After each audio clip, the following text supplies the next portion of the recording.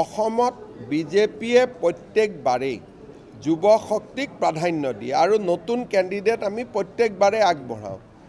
এইবাৰ নতুন কেণ্ডিডেটৰ সুবিধা বেছি, কাৰণ আগতে বিজেপিয়ে 103টা সমষ্টিত প্ৰতিদ্বন্দ্বিতা কৰিব নোৱাৰিছিল। আগতে বিজেপিয়ে মেক্সিমাম 90টা সমষ্টিত প্ৰতিদ্বন্দ্বিতা কৰিব পাৰিছিল। এইবাৰ ডিলিমিটেশ্যনৰ ফলত 10টাৰ পৰা 15টা নতুন সমষ্টি হৈছে, য'ত আজিৰ দিনত কোনো MLAও নাই, কাৰো টিকট কাটিব নালাগে, গোটেই সমষ্টিবিলাকেই নতুন।